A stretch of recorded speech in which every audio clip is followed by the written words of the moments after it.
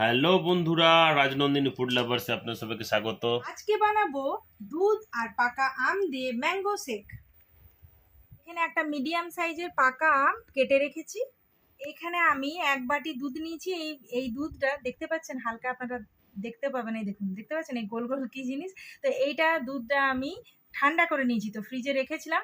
ঠান্ডা বরফ। ঠান্ডা দুধের মধ্যে, হ্যাঁ এটা বরফও জমেছে, ঠান্ডা ঠান্ডা দুধ দিয়ে কিন্তু আমি এটা বানাবো। এই দেখতেই পাচ্ছেন কয়েকটা আমি কাজু নিয়ে নিয়েছি।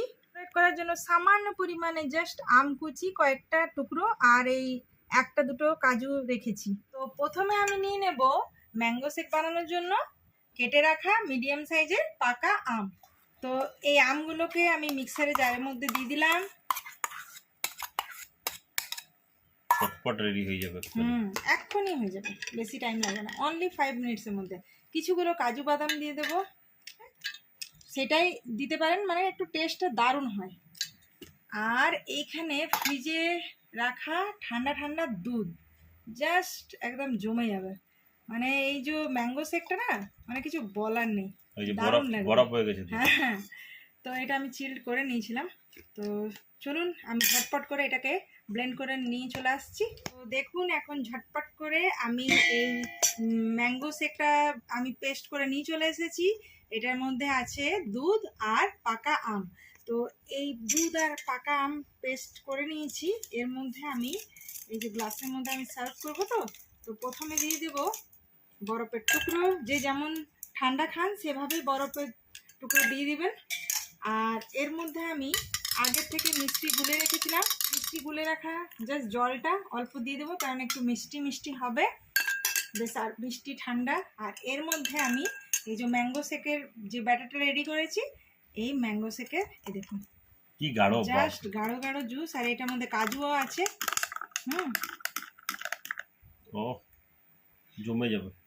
অবশ্যই বাড়িতে বানান, ছোট বড় মানে সবারই মুখে জিভে জল চলে আসবে এই গরমে। এই ঠান্ডা ঠান্ডা এরকম মানে একদম রেস্টুরেন্ট স্টাইলে দোকানের মতো মানে ম্যাঙ্গো শেক বানিয়ে একবার হলেও খাবেন। আর রাজনন্দিনী ফুড লাভার্সে এই যে এত ভালোবাসা দিচ্ছেন, আমাদের ভীষণ ভীষণ ভালো লাগছে। এই উপরে কয়েকটা ম্যাঙ্গো টুকরো যদি দিয়ে ডেকোরেট করে দেন, যেমন ছোট ছোট বাচ্চাদের ভীষণ ভালো লাগে। আর এখানে আমি একটু কাজু দিয়ে দিলাম, দেখুন এইভাবে। আর ঠান্ডা ঠান্ডা ম্যাঙ্গো শেক খেয়ে বলো কেমন লাগছে। দেখি ম্যাঙ্গো শেক রেডি হয়ে গেছে আমার জন্য। ম্যাঙ্গো শেক খাবো আমি। এই দেখুন দেখুন কেমন হয়েছে আগে বলো। অপূর্ব অপূর্ব, না খেলে বোঝা যাবে না কেমন হয়েছে। তো দেখতেই পাচ্ছেন মানে অনলি ফর 5 মিনিটস থেকে 6 মিনিটস লাগলো আমের গন্ধ। হ্যাঁ, ম্যাঙ্গো শেক বানানোর জন্য। আর বাড়িতে এইসব ইনগ্রিডিয়েন্টসগুলো এখন থাকে, গরমের মধ্যে তো আম থাকে, ফ্রিজে বরফ থাকে, আর বাড়িতে সবার বাড়িতে দুধ কাজু মোটামুটি থাকে। তো অবশ্যই অবশ্যই বাড়িতে বানাবেন এইরকম আর খান। কারো যদি আমন তামন দেওয়ার ইচ্ছা করে তো দিতে পারেন। তো ফ্যামিলির সাথে এনজয় করুন, এরকম বানিয়ে বানিয়ে ভালো ভালো হেলদি ড্রিঙ্ক খাওয়ান। আর আজকের মতো তাহলে বাই বাই।